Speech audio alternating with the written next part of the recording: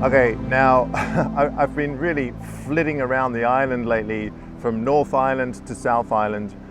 In this video, I'm actually in Port Renfrew again, which is southwest Vancouver Island. So I'm really traveling around a bit. So I've come down to Botanical Beach or Botany Bay, and I'm just kind of trying to see if I can find anything. I was hoping that the fog would kind of roll into the forest here, and it has a little bit, but not an awful lot. I think the reason being is that it's so dense in here that the fog can't penetrate the branches and the foliage. But anyway, I've come to a little section of forest that I've photographed before and I really love, and I think I may have found something that is going to work really well. Okay, before I start, I just want to mention the main reason why I bought a Nikon D850 over the D800 that I had before is this flip-up screen. I mean, it's just brilliant. And for compositions like this, where you're actually quite low down or lower than this, it makes it so much easier to look around and find compositions without crawling on your belly. Of course, you don't have to go out and buy a Nikon D850. There's lots of cameras now that have these flip-up screens, and I think it's one of the best ideas that camera manufacturers have come out with. So if you're looking for a new camera, make sure you get one with a flip-up screen, because I think it's a great idea. Okay, and this is where I really screwed things up.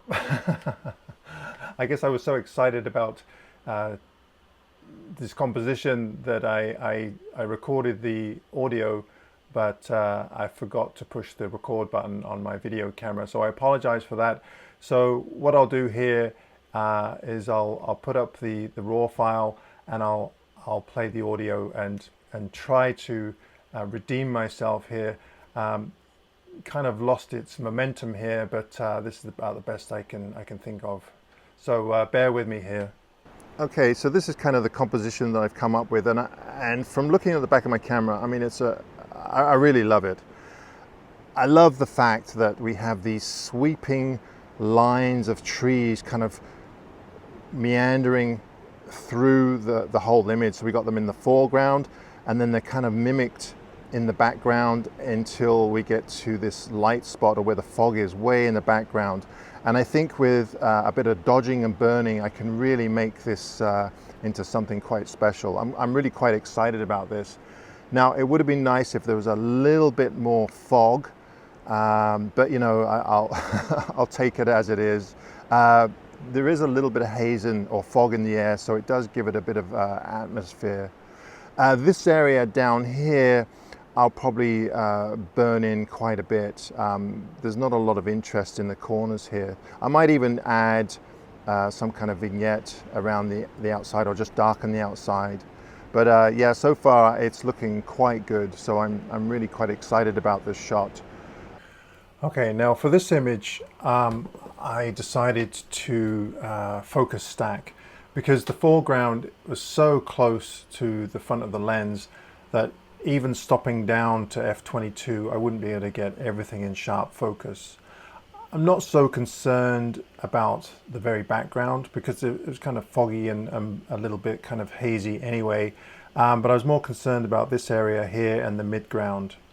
So what I decided to do was take 11 shots at different focal planes, and my shutter speed was 1.5 seconds at f11, and I was using my 16 to 35 millimeter at ISO 64, and for this shot I was at 26 millimeters. So for the focus stack, now the D850 is great because it has an automatic feature, and I actually went through this in another video, and I'll put a link up in the corner here if you want to go and see that. But basically what I did was I just focused on the very foreground. In this case, I focused at the top left here.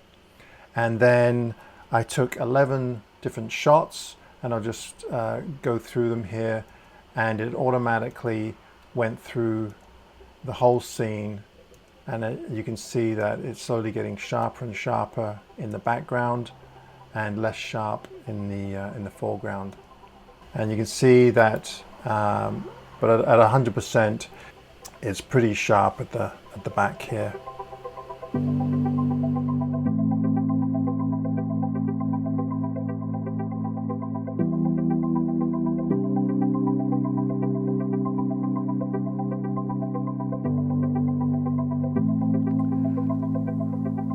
Have you guys ever been in one of those situations where you know the light's coming and it's going to be really good, but you're driving around and you're in the wrong location? Well, that happened to me last night. I'm in a town called Souk, and I'm here to pick up some artwork that I had in a show here. And I decided to kind of check out a little park, or a big park called East Souk Regional Park. Now last night the fog was outlining the whole of the coast here, so it was quite fogged in, but there were sections where the sun was penetrating. So of course when the sun was going down, it was creating this beautiful golden light, and there was some light beams, and it was quite beautiful. But where it was happening is in an area where it's mostly private land, and I couldn't really get a good clear view of the ocean or anything. So I ended up in this location here, which is quite pretty. There's a little bit of a farm here, but there's power lines down here, and there's some house construction going on down here. Anyway, the sun did penetrate these trees right here, and I quickly managed to take 2 or 3 images with some beautiful, beautiful light. I would have liked it if I'd had a better composition or something a little bit more interesting than just some conifers, but it was a glorious evening.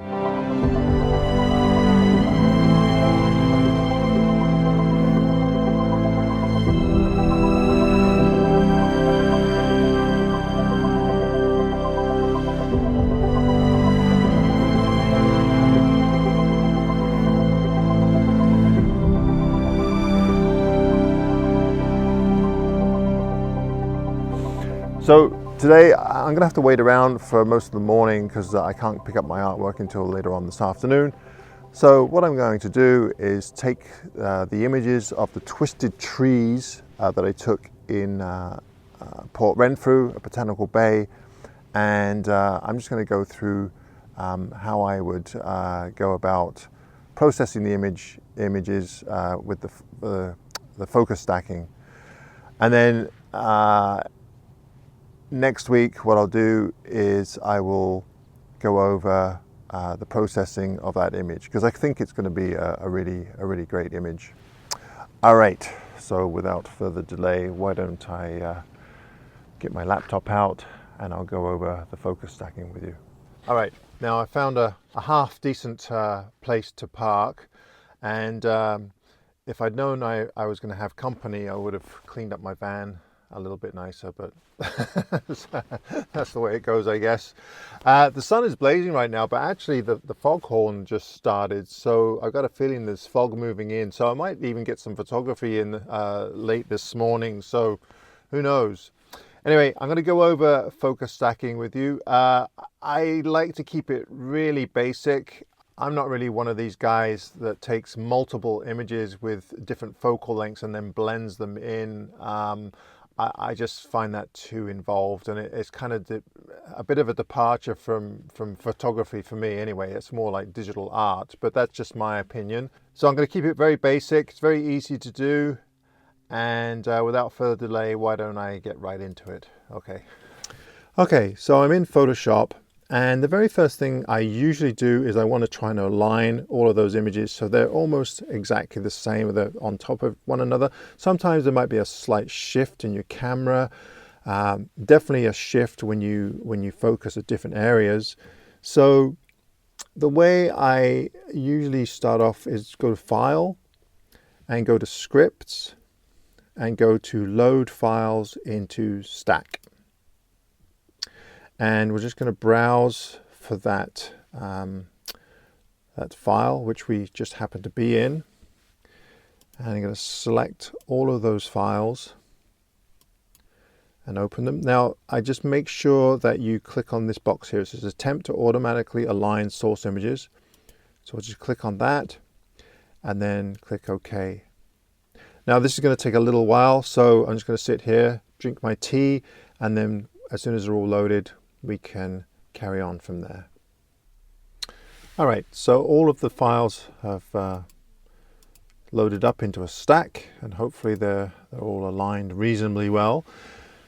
Now from here it's a pretty simple process again, so we just select all of the files here, so that's shift and left click with your mouse, and then we go into edit, auto blend layers, so we just click on that, and you'll notice there's two options here. There's panorama or there's stack images, and we're just going to go with stack images. And again, depending on how many images you have and how fast your computer is, this could take quite a while, or it could be very quick. Content aware fill transparent areas, I'll leave that up to you. I'm just going to leave that clicked for now. Seamless tones and colors, I'll leave that clicked as well. So just click OK, and again go and have another cup of tea. Okay, I've had my second cup of tea, and didn't take that long actually. And you'll notice that there's all of the different layers here, and it's taken different parts out of each photograph and come up with a final kind of a merged image, which is the top one here. So if we zoom in to the corner here to 100%, and you'll notice that this corner is quite sharp. And then if we go all the way to the background, you'll notice that it's nice and sharp back there as well. Now this method does have a few issues, so you have to be careful with it. Sometimes there might be fuzzy parts, like if we go to the edges of this, to the outside edges of the photograph, let's just get rid of the marching ants here, so Command D. You'll notice that the edge is all quite blurry, so you'll have to crop out that section if that happens to you. It probably will. And also there might be some edges in here that you might have to do a little bit of cloning. You'll notice that right in here, if I zoom in, because there's quite a bit of separation between the foreground and this background tree, then it has a hard time recognizing which parts need to be there and which don't. So you might have to do a little bit of cloning. I mean, to be honest with you, if you made a print of this, most people are not going to notice. But you know, there's obviously a choice that you'll make yourself. You can see, whoops, you can see here at 100% that this section here, there's a blurry line going all the way up this trunk here. And also along the edge here, there's a little bit of blurriness. But you know, I mean, after I've processed this, you probably won't notice it. You'll notice that there's quite a bit of blurriness around this section here, and at the top here as well, actually, around this section here. So there are a few issues with this. I mean, I could try and do it again and see if it improves on it. But like, as I said, the only person that's really probably going to notice it is you. Anyway, that's focus stacking, very basic. It works very well, and it's a great way to get tons of depth and sharpness throughout your photograph. I will be processing this image, but I'm not going to cover that in this week's video because otherwise it will just drag on too long. So next week I'll be showing you the techniques that I use to process the photograph. And to be honest with you, it'll be very similar to my other processing videos, the techniques that I use. I keep things pretty basic. I just do a lot of dodging and burning. Sometimes I use luminosity masks. If you're not sure on what those are, check out Sean Bagshaw's channel. I'll leave a link below. and Sean covers luminosity masks in great depth, better than I could ever do. So until next week, thanks everybody for watching once again. If you enjoyed this video, please be sure to give me a thumbs up, and as always, if you enjoy the content, be sure to push that subscribe button. All right, everybody, thanks ever so much. We'll see you later, and happy shooting.